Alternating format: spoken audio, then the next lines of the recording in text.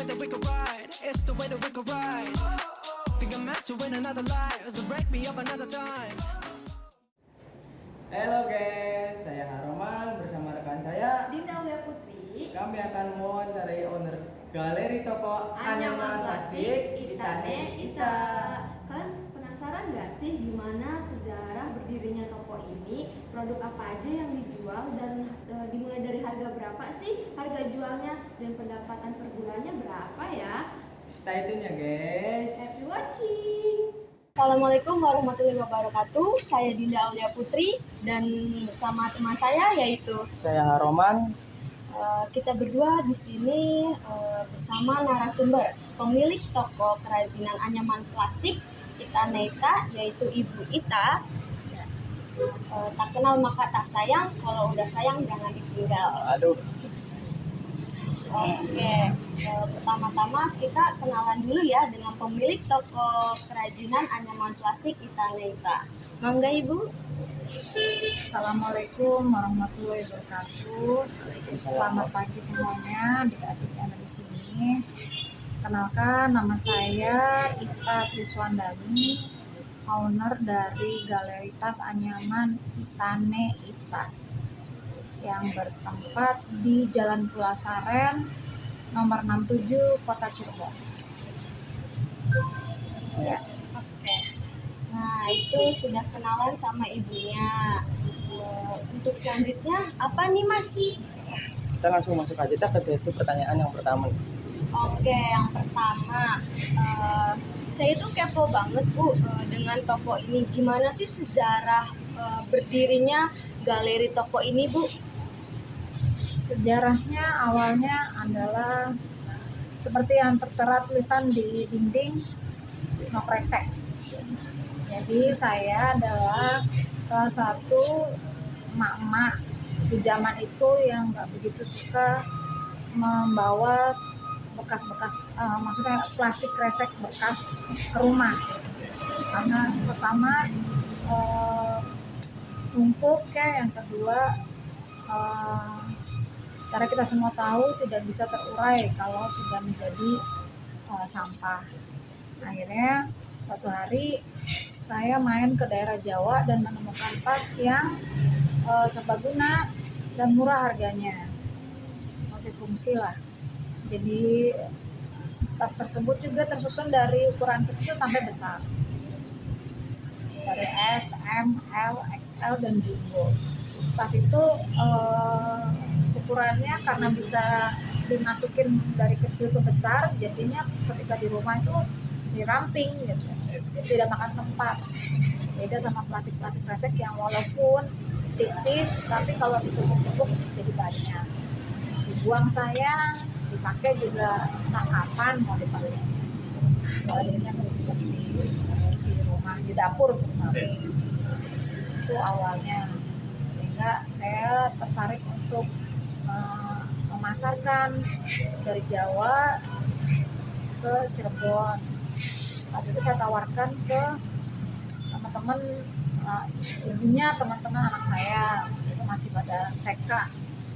Saat TK saya tawarin, tasnya sangat bermanfaat sekali, selain buat belanja ke pasar, bisa juga buat bag laundry, buat kalau piknik, kalau berenang.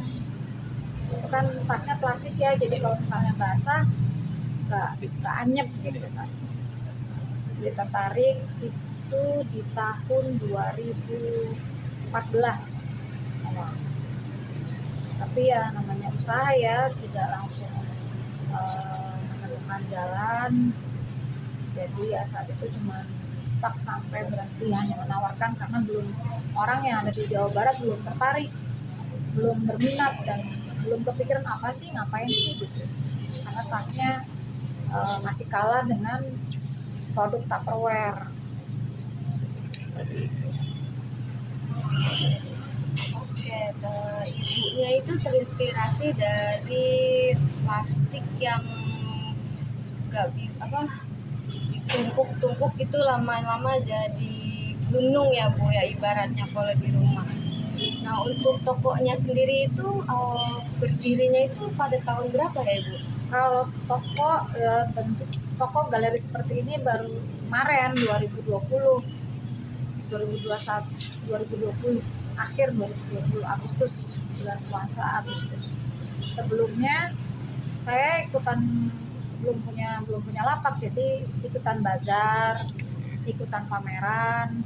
Dalam mempromosikan tas ini ikut berbagai macam pameran, bazar, terus Car Free Day, macam di Dimas dulu, terus di Jalan Siliwangi. Jadi untuk galeri yang sekarang ini itu baru berdiri tahun 2020. Kalau boleh tahu Bu, ini kan tempat kios kayak gitu ya Bu, itu apakah milik Ibu sendiri atau Ya, menyewa? alhamdulillah dikasih rezeki, dikasih kesempatan itu sama Allah, punya sendiri. Yang seperti saya dan kawan-kawan lihat di sini kan ada tas anyaman plastik ya Ibu. Untuk produk yang dijual di galeri ini apakah tas anyaman plastik saja Ibu? Kalau saya sih lebih mengkhususkan ke situ, tas anyaman plastik. Cuman seiring waktu banyak teman-teman UMKM yang pada menitipkan barang.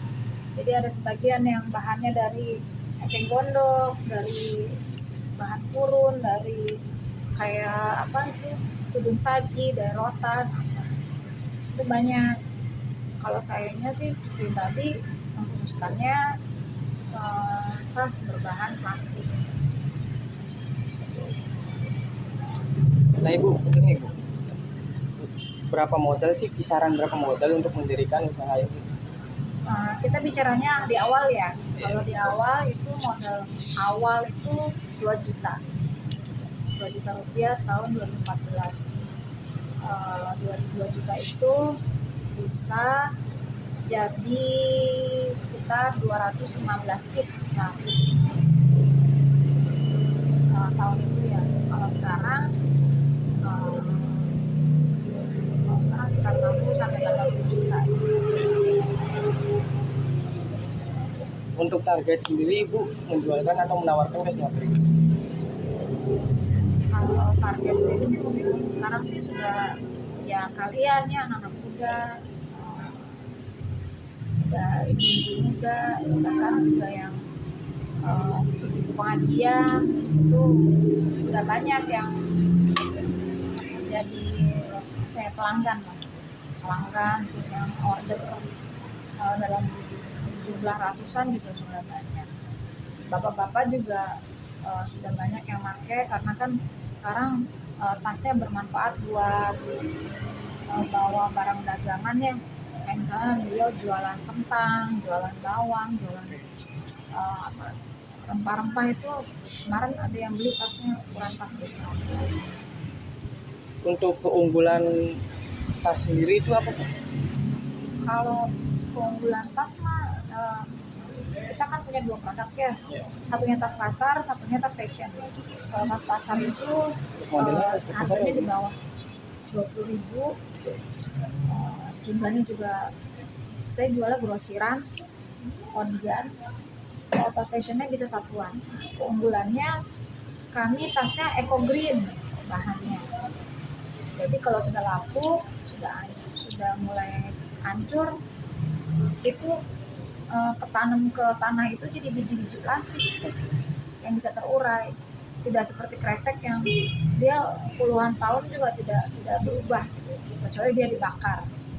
Kalau kami tasnya eco green, jadi tasnya kalau sudah rusak, lapuk, sudah tepok lah kalau bahasa kita ya, itu dia hancur, dia jadi biji-biji plastik. Dan keunggulan di tas fashion, alhamdulillah sekarang tasnya sudah kami perbaikin, kami inovasi terus sehingga hampir bisa menyaingin tas-tas dengan brand, baik dari motif, warna, model. Kayak atas ini kan sudah model warna blueberry, sudah tidak lagi tampak seperti tas plastik. Sekilas sudah tidak lagi tampak seperti tas plastik. Nah di sini di galeri saya ini keunggulannya Saya menyediakan berbagai macam model tas. Jadi tidak hanya tas fashion, saya juga menyediakan tas untuk souvenir, untuk bagi-bagi sembako, harganya murah meriah dan harga grosir. Jadi dan ready stock, selalu ready stock. Jadi orang nggak mesti pesan, dia bisa langsung beli dalam jumlah banyak. Kisaran pendapatan per bulan ini Ibu kira-kira Untuk di tahun ini, alhamdulillah tahun 2022, 2023 ini alhamdulillah sudah bagus sekali pendapatan income per bulan di range 30 sampai 40 juta setiap bulan. itu untuk di sini untuk ada karyawan itu sendiri ya? Kalau karyawan yang jaga galeri itu 2 orang, admin sama bagian packing. Tapi kalau untuk penganyamnya 12 orang. 12 orang itu khusus untuk menganyam tas fashion. Kalau untuk tas pasar kita biasa sebutnya namanya daerah pengepul. Jadi saya bagikan bahan, saya berikan sama satu kampung, satu desa, satu kelurahan, nanti mereka ngerjain, baik ibu-ibunya, baik anak-anaknya, baik remajanya, bahkan bapak-bapaknya yang punya waktu luang, mereka kerjain, selesai mereka store ke saya. Dan untuk kayak pengeluaran biaya per bulan untuk tas ini berapa gitu? Untuk bahan atau apa ya? Karena kan terbagi 2 ya. Untuk bahan tergantung pesanan ya. Kalau kita ready stock, misalnya ada pesanan 100 atau 200, ya kita pasti beli stok. Nah, kalau yang ready stocknya tuh tasnya tas pasar, itu 1 bulan itu 60 roll. 60 roll itu bisa jadi 50.000 piece tas berbagai macam ukuran. Untuk itu apakah bahan jadi atau bagaimana itu? Bahan bakunya dalam bentuk roll-rollan kayak kabel, kayak rollan kabel. Jadi 30 roll tuh 30 roll. Jadi 1 roll itu ada yang bisa jadi 20 tas, ada yang bisa jadi 40 tas, ada tuh ukurannya.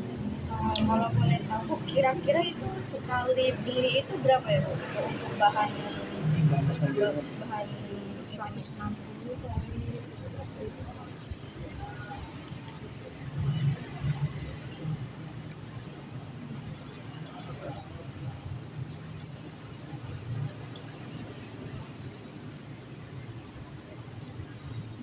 1 roll itu 4.900.000 dikali ya satu warna sekitar 5 juta. lumayan ya. Lumayan, ya. Jadi kalau saya menyediakan 10 warna ya kali aja 5 juta kali 10. Bu, kalau boleh tahu di sini kan ada karyawan ya Bu. Itu kira-kira kisaran gajinya itu Ternyata mingguan ya, mingguan 400.000 di luar dari bonus. Kalau ada yang ordernya banyak ya saya kasih bonus. oke Bu, balik lagi ke produksi ya Bu. Itu produksinya apakah di kota Cirebon atau di mana itu Bu? Di kota Cirebon, Kota Cirebon. Untuk lokasinya Lokasinya kalau boleh tahu di mana ya Ibu? di Palimanan. oh Untuk proses produksinya itu apakah manual atau sudah menggunakan alat tuh Ibu? Kalau produksi kita punya alatnya, tapi alatnya itu handmade, bikin sendiri. Jadi kan ada 3 proses ya. Ya. Proses pertama itu pemotongan, proses kedua itu pencetakan, nah proses ketiganya packingan. Nah semua itu terbuatnya dari bahan yang ada. Tadi kan ada 3 tahap ya Ibu. Nah itu gimana itu Bu? Iya, pertama pemotongan bahan, yang kedua pembuatan tasnya, sama packing. Itu semua nggak ada mesin, semua pakai tangan. Nah, ada pun alat bantu yang dipakai itu masih pakai bahan-bahan yang ada, jadi kayu. Jadi roll-rollannya itu kita naikin ke atas, dibentangin kawat, terus dia ditarik tuh. Untuk dipotong. Paling penggunaannya gunting, meteran sama kawat paling. Nah, untuk tasnya sendiri kita punya cetakannya. Itu untuk tas fashion ya. Tas fashion itu punya cetakannya. Cetakannya pun terbuat dari bahan bekas kayak kayu. Jadi kita udah sebelumnya udah bikin dulu kayu dengan ukuran yang sesuai tasnya. Ini kebetulan ukurannya ini ukuran M. Nah, ini ukuran M ya, kayak balok kayu ya. Jadi balok kayu udah ngepas, baru kita anyam. Sama straplessnya untuk mempermudah para penganyam aja supaya nggak geser ketika udah nyampe ke atas. Ketika si tatakannya lepas, kita butuh supaya diem tasnya, jadi kita pakai strapless. Untuk packingnya kita juga masih manual dan pakai alat bahan seadanya, kayak semacam kardus bekas. Terus ada yang namanya, kalau di sana di workshop itu ada namanya disebutnya apa ya kalau di sini, itu buat ngebantu packingnya. Jadi terbuat dari bahan plastik juga yang membuat si tas itu mudah untuk dimasukin ke karung. Untuk grafik tersendiri dari tahun ke tahun itu mengalami penurunan apa kenaikan ini? Grafik apa nih? Penjualan alhamdulillah meningkat ya. Tapi dalam setahun itu ada beberapa bulan yang mungkin bisa dibilang kayak misalnya bulan apa sih, Jawa tuh bulan Kapit gitu ya. Antara kejepit di antara bulan sama bulan apa gitu tuh sepi. Alhamdulillah sih ke sini meningkat setiap bulan, alhamdulillah meningkat. Kemarin juga ibu habis pameran bareng sama Bank BI di Bandung, itu dalam 3 hari 400 piece terjual. Banyak juga ya. Lumayan ya ibu ya. Lumayan lagi, luar biasa. Jadi animo, permintaan dan ketertarikan orang akan tas ini alhamdulillah. Memang visinya aku kalau ditanya awal ya, selain no kresek itu, visinya saya tuh pengen kita orang Indonesia tuh punya satu oleh-oleh yang benar-benar handmade-nya kita gitu. Jadi ketika orang luar negeri, orang dari luar negara itu datang ke kita, ketika mereka pulang itu membawa satu produk yang benar-benar asli buatan kita sendiri. Jadi benar-benar nggak ada campur tangan gitu.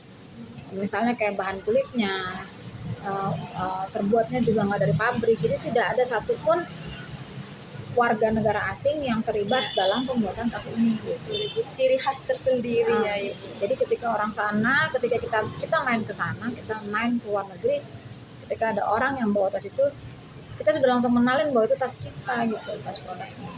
Di tahun 2014, 2015 itu saya punya misinya itu. Gimana caranya tas ini ada di bandara, dipajang di galeri di sana, menjadi satu ikon oleh-oleh khas ketika orang-orang luar negeri datang ke sini. Alhamdulillah sih sekarang sudah viral ya, sudah booming, bahkan di semua online shop kayaknya sudah pada menjual tas ini gitu. Betul ibu, betul. Dan memang manfaatnya banyak sekali. Saya sendiri sebagai owner, sebagai pemilik, sebagai pembuat, sebagai produksi merasakan sekali manfaatnya gitu. Karena dari kita lah gitu, apa yang kita mau tuh bisa kita wujudkan. Contoh, saya itu sudah berkata kalau belanja nggak usah pakai plastik. Jadi bukan kita mau direpotkan atau gimana, kita yang memulai untuk berkata tidak.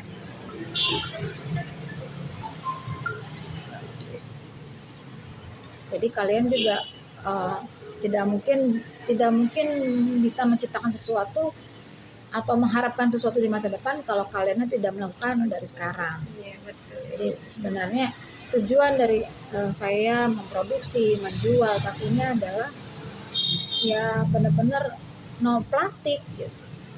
Bahkan di sini tuh sebenarnya di awal itu tidak pernah menyediakan plastik kemasannya. Jadi kalau orang beli tas, ya sudah saya nggak diplastikin lagi. Beda seperti baju, fashion, makanan, atau apapun gitu. Saya malah suka kadang sedih kalau ada orang udah tasnya besar, beli tas saya besar, dia minta diplastikin gitu. Iya, Ibu. Tas saya ini kan paling besar, mau diplastikin gimana Bu? Dan dia tuh tahan, jadi kalau misalnya nanti kotor, nanti apa, ini dari tahun 2015 tasnya. Dan saya juga punya tas yang tidak ya kalau kotor ya wajar, tapi bisa bilang itu sudah sah. Iya. Nah, satu lagi yang saya tadi ceritain masalah eco green. Nah ini tasnya ini sudah lapuk seperti ini. Kalau saya ingin prosesnya cepat, itu saya jemur aja di depan kena matahari, dia menjadi kering kayak kerupuk gitu. Terus saya remet, dia akan meruluk menjadi butir-butir plastik. Sehingga bisa ditanam dibuang ke tanah tuh aman. Ramah lingkungan ya. Ramah lingkungan. Semua tasnya nggak cuma tas ini aja, semua tasnya.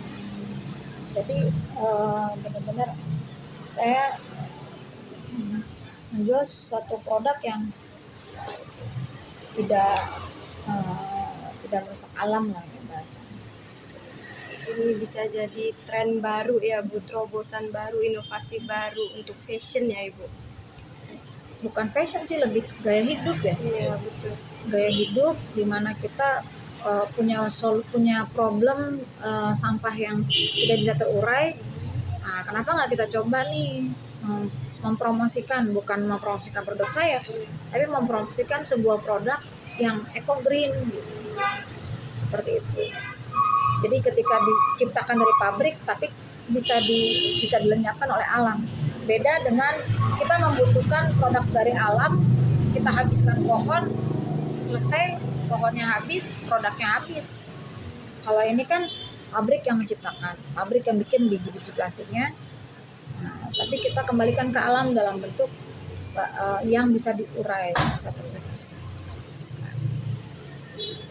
Apa sih dampak ekonomi industri kerajinan untuk sekitar masyarakat? Oh, dampaknya besar. Sebagian penganyam sudah bisa menyekolahkan anaknya, bisa ngebangun rumah. Ada yang sudah pada berangkat haji, umroh. Gitu. Jadi kita bicaranya sedikit, tapi setiap hari ada. Jadi walaupun bukan produk ini ya premier apa sih namanya, yang kayak sembako, tapi karena sudah orang sudah membutuhkan, sebagian kan sudah berpindah seperti yang saya harapkan, berpindah daripada pakai plastik untuk bagi-bagi sembako, sebagian sudah mulai pakai tas, sembakonya manfaat, tasnya pun manfaat. Jadi hampir rata-rata ya tiap bulan tuh tetap memproduksi 50.000 piece tas yang tas pasang. Pada tahun 2021 itu kan ada COVID ya Ibu. Apakah terdampak Ibu? Terdampak. Kalau terdampak iya terdampak. Hanya meningkat di pas Lebaran. Jadi ketika Lebaran tuh mungkin sebagai bentuk mengganti silaturahmi, kan banyak yang ngasih goodie bag gitu ya, ngasih souvenir, ngasih apa gitu. Jadi alhamdulillah tahun COVID itu di hari Lebaran tuh permintaan meningkat dibanding Lebaran sebelumnya. Dan permintaannya juga lumayan karena yang diminatin tas-tas yang mahal, tas-tas yang di atas harga 50.000.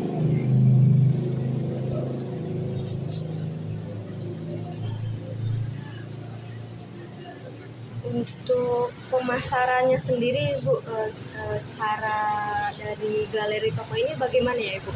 Kalau pemasaran sih yang dari awal ya, jadi kalau galeri saya yang sekarang ini sudah tidak lagi melakukan pemasaran seperti dulu, karena dari mulut ke mulut orang udah pada tahu di sini karena udah lama. Untuk kisaran harganya nih Bu, kan ini kan banyak sekali macam-macam tasnya ya Bu. Itu dari berapa ke berapa, tas pasar berapa, tas fashion berapa itu Bu? Kalau tas pasar ini kebetulan saya punya lengkap ukurannya, dari S, M, L dan XL. 10.000, 15.000, 20.000, 25.000. Berarti tergantung ukurannya. Iya, tergantung ukuran. Itu ukuran satuan, harga satuan. Kalau belinya banyak, harga lebih murah.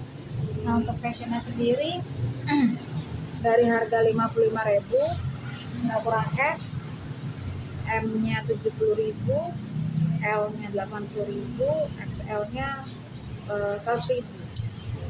Itu untuk satu jenis, namanya cherry.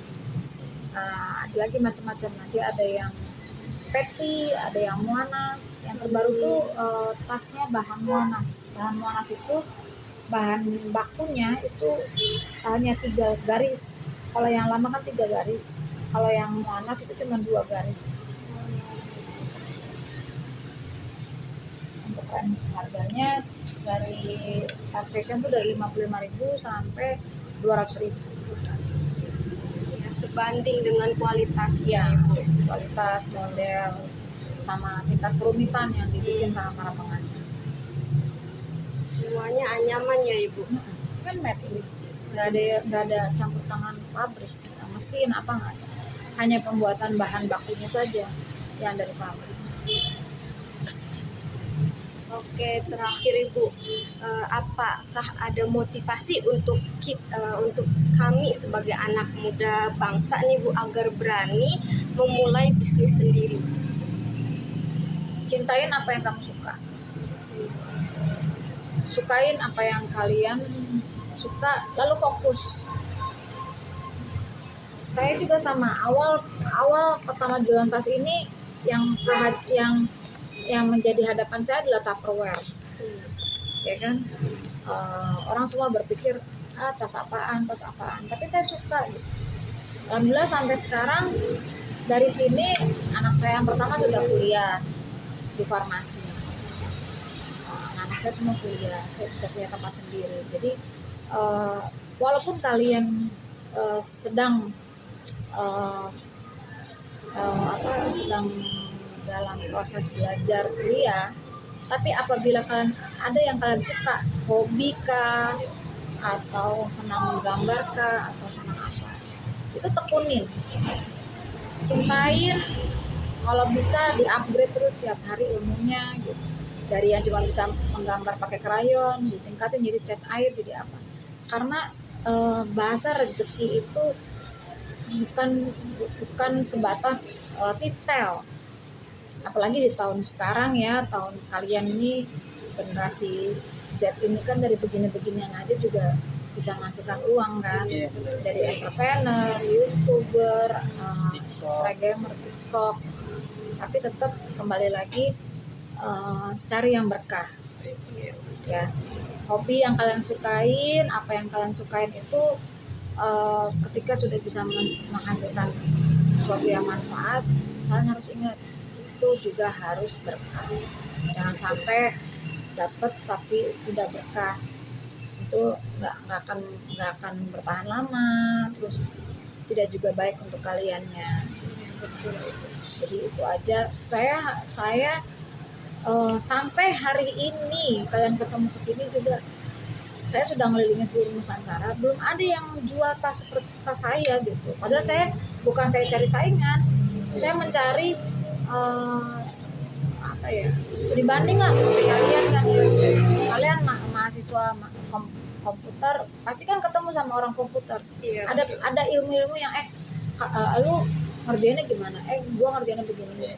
Kan bisa saling bertanya. sharing ya Bu. Saya tuh belum pernah ketemu gitu. Paling hanya di online shop gitu. Kalau di online shop kan semua orang bisa jual. Betul. Hanya cukup foto ya kan, hanya cukup foto. Tapi dengan konsep seperti ini saya belum pernah ketemu. Kecuali di pasar ya. Kalau di pasar kan beda. Nah itu juga kalau di pasar itu saya tidak berminat untuk jual di pasar karena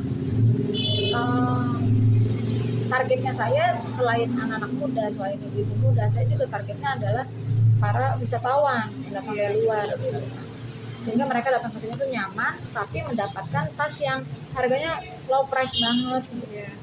Jadi bisa buat oleh-oleh, bisa buat mereka beli lebih dari 5, lebih dari 10 gitu.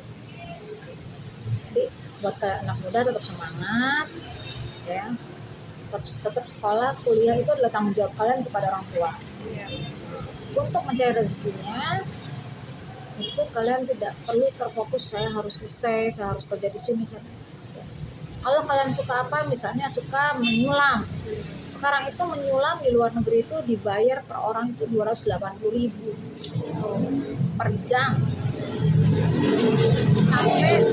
Sampai ada di sana tuh kafe kumpul semua dengan benangnya tuh harganya fantastis. Harganya tuh ada yang segulung 500.000, ada yang wah luar biasa. Dulu kita lihat ibu-ibu nyulam kayak kuno banget. Iya. Jadi saya menyarankan tetap kalian kuliah dengan baik dan benar, itu adalah bentuk tanggung jawab anak kepada orang tuanya. Menyenangkan hati orang tua juga adalah wajibnya. Untuk ke depan mencari rezeki, mencari penghasilan, mencari pendapatan, sukain. Karena kita suka, pasti di luar sana juga banyak yang suka. Kalian juga kan kesini dari kemarin tuh ada yang dari UGJ, dari UNU, DBC, terus kemarin juga YIN. Nah, ini kan semuanya kan tidak mendapat tugas yang sama toh. Iya betul. Keluar dari sini juga saya yakin tidak semua yang ada di sini tertarik sama tas ini. Tapi ada kemarin tuh anak UGJ yang tertarik bahkan jadi reseller tasnya ibu di sini. Bu ada barang apa lagi bu, barang apa lagi ya. Terus kemarin bilang bu, mohon maaf saya off soalnya mau lagi UAS lagi ini, saya nggak bisa tawarin dulu gitu. Jadi itu rezeki. Terus motivasi buat kalian tuh sukain apa yang kalian suka. Jangan patah arang ketika ngapain sih lo ngerjain sulam kayak kolot banget ke orang tua. Jangan. Apa misalnya senang otomotif, senang yang kasar-kasar, dia karena rezeki itu akan beda satu sama lain. Kalau udah suka, apapun yang terjadi, mau hujan, mau panas, pasti akan dijalani. Ya, jadi tetap semangat, tetap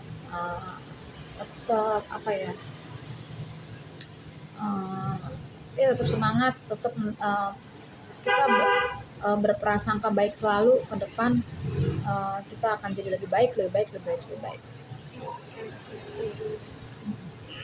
Ada kata-kata yang saya suka nih mas, yang kata-kata ibu, sukai yang kamu suka, cintai yang kamu suka. Itu motivasi untuk generasi Z zaman sekarang banget ini mah. Yes. Dan untuk semuanya nih, untuk seluruh Indonesia nih atau luar negeri dan semuanya yang suka kerajinan atau apa nih, mampir aja ke toko apa nih bu namanya ibu? Galeritas Taneka di Cirebon. Gak kalah bagus, gak kalah unik deh, pokoknya bisa menyaingi tas-tas yang udah tren-tren sekarang ya mas ya. Warna-warnanya juga yang suka pinky-pinky gitu. Ini mah untuk ciwi-ciwi kue, ciwi-ciwi zaman sekarang lah gitu.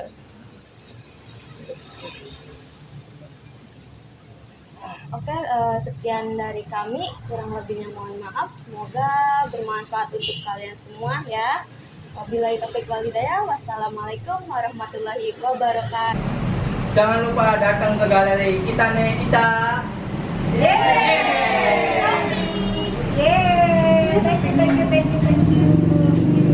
Kesimpulan dari wawancara yaitu dengan idenya yang berhasil menciptakan inovasi no kresek menjadi tas yang ramah lingkungan, membuat bisnisnya berhasil dalam mencapai keuntungan per bulan yang memuaskan. Dengan fokus pada kualitas produk, manajemen keuangan yang baik, dan ramah lingkungan, UMKM Galeri Tas anyaman plastik Ita Neita berhasil memberikan dampak positif pada ekonomi lokal dan menciptakan peluang kerja bagi masyarakat sekitar. Harapan dan visi Ibu Ita untuk masa depan menunjukkan semangatnya dalam terus mengembangkan bisnis, menyebarkan keindahan dan keunikan seni anyaman banyak orang dan mancanegara. Halo semuanya, setelah tadi kita telah melihat dan mendengar wawancara tentang profil dari Galeri Anyaman Plastik Ita Neita.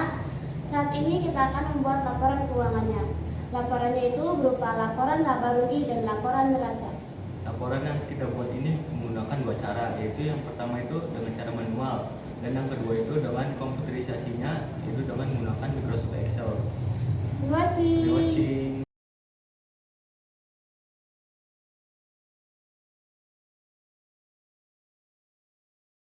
Laporan laba rugi Galeri Anyaman Ita Neita per Agustus 2023. Pertama itu ada biaya penerimaan atau pendapatan itu sebesar 40 juta rupiah.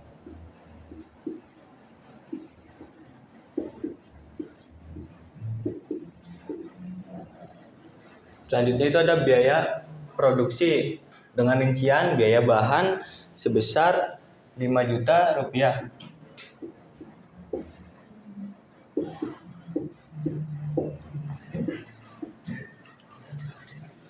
Selanjutnya itu ada biaya gaji pengrajin sebanyak 10 orang. Di total yaitu 10 juta rupiah.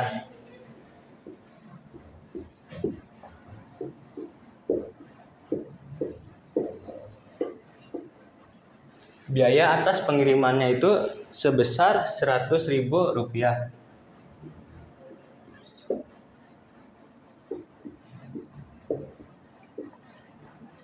Selanjutnya biaya operasional dengan rincian pertama biaya gaji karyawan sebanyak 2 orang yaitu sebesar 3.200.000 rupiah.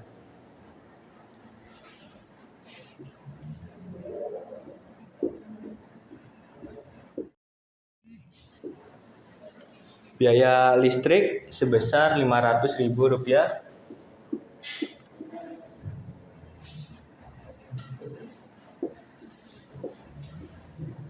Biaya air yaitu sebesar 200.000 rupiah.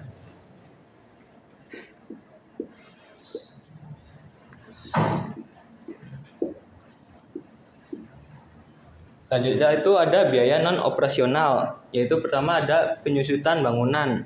Penyusutan bangunan itu biayanya sebesar 200.000 rupiah.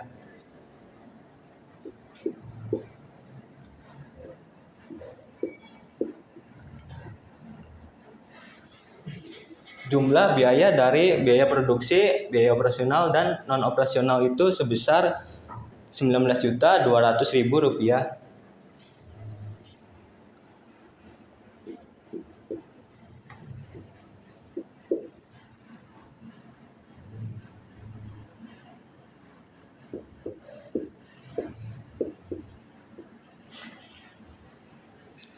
Untuk laba bersihnya itu dicari dari penerimaan atau pendapatan dikurangi jumlah biaya-biayanya, yaitu dari 40 juta dikurangi 19.200.000 rupiah sama dengan 20.800.000 rupiah.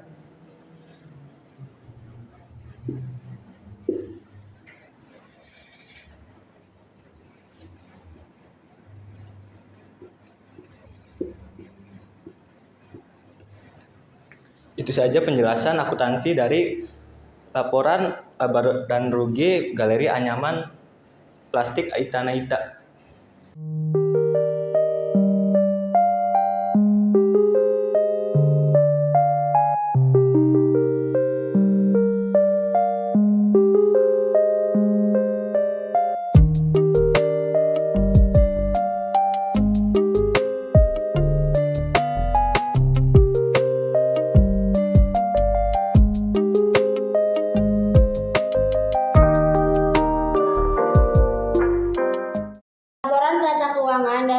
Anyaman Ita Neita itu sebagai berikut. Ada aktiva yang berisi aktiva lancar dan aktiva tetap, dan ada kewajiban yang berisi kewajiban lancar dan ekuitas. Di aktiva lancar itu ada kas yang bernilai 40 juta rupiah.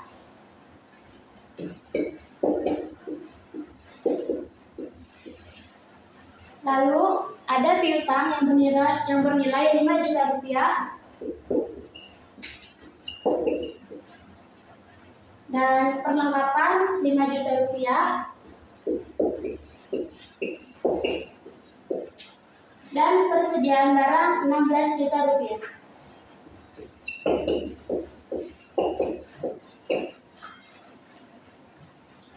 Maka total aktiva lancarnya itu sebanyak 66 juta rupiah.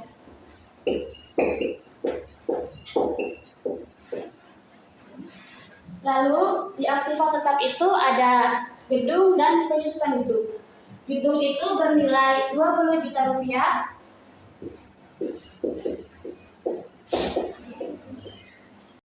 Total aktiva lancar jadinya berjumlah 66 juta rupiah. Dan gedung bernilai 20 juta rupiah dan penyusutannya sebesar 200.000 rupiah. Total dari aktiva tetap itu senilai 19.800.000 rupiah.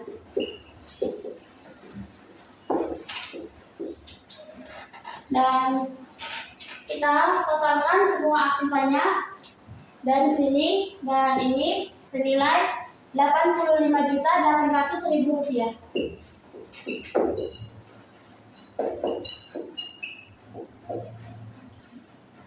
Dan untuk kewajibannya ada hutang senilai 5 juta rupiah.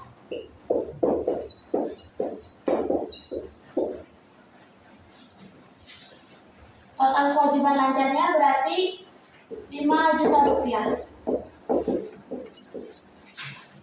Untuk ekuitas itu ada modal dan laba bersih.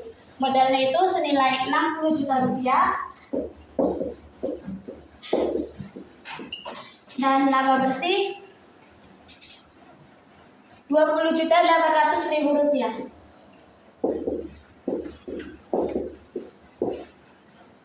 Total kewajiban dan ekuitasnya itu berarti senilai 85.800.000 rupiah.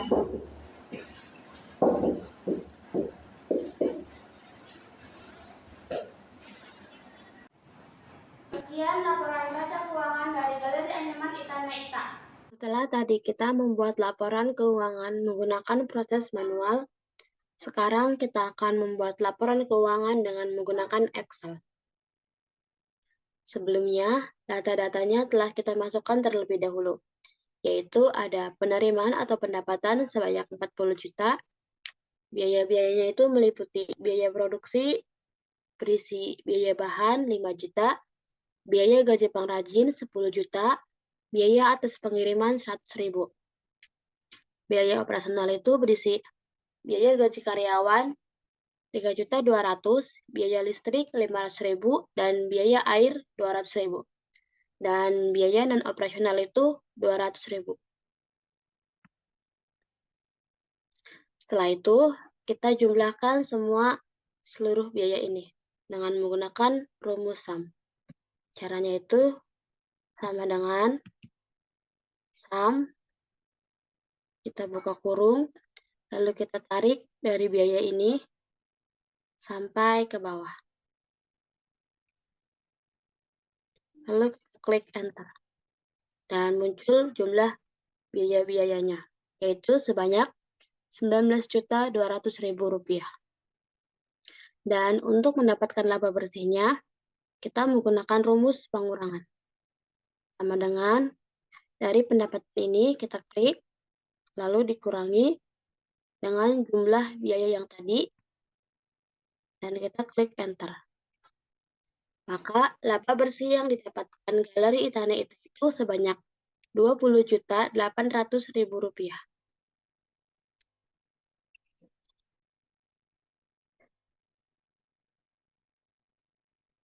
Setelah tadi kita melihat untuk laporan laba rugi, sekarang kita akan ke laporan neracanya.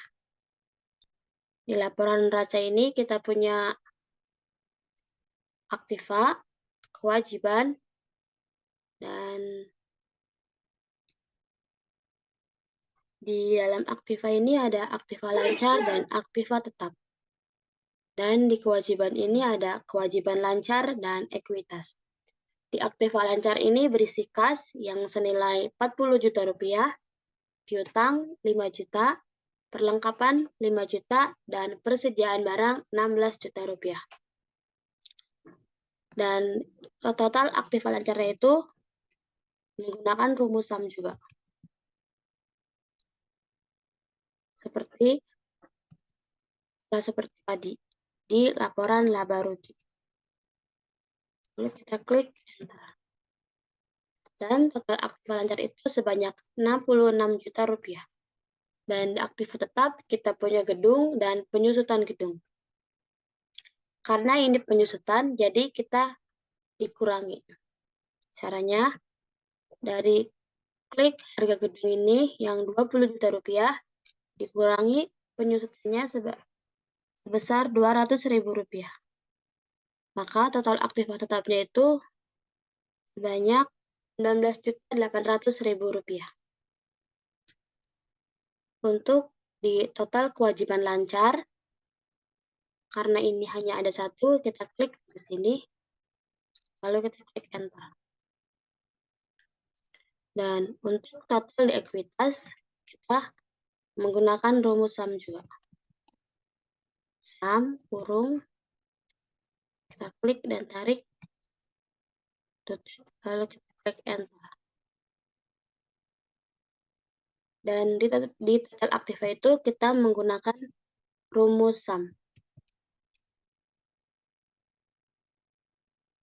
Dari sini, total Aktiva Lancar dan total Aktiva Tetap. Dan hasilnya, total Aktiva itu 85.800.000 rupiah. Untuk total kewajiban dan ekuitasnya itu harus sama dengan total Aktiva. Kita menggunakan rumus yang sama, SAM, lalu kita tarik dari sini sampai sini. Dan hasilnya balance antara Aktiva dan kewajiban.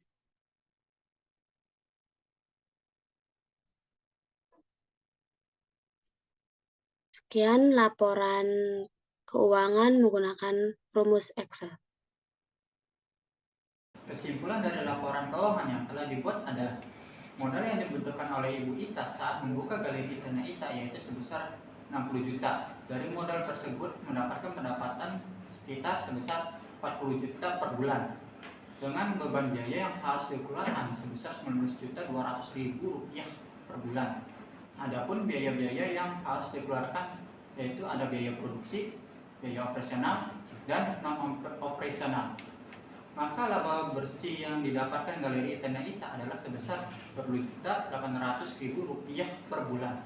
Dari proses pencatatan yang telah dilakukan menggunakan cara manual dan komputer, kita bisa menyimpulkan bahwa pencatatan laporan yang dilakukan menggunakan komputer yaitu Microsoft Excel jauh lebih efisien. Karena jika membuat laporan keuangan manual dan ditemukan adanya kesalahan, harus berubah semua datanya satu-satu. Tetapi jika menggunakan Microsoft Excel atau aplikasi pengolahan angka, jika ada kesalahan input, hanya yang salah saja diubah dan data lainnya mengikuti karena datanya dibuat menggunakan rumus. Semoga video ini bisa bermanfaat bagi kita semua. Terima kasih.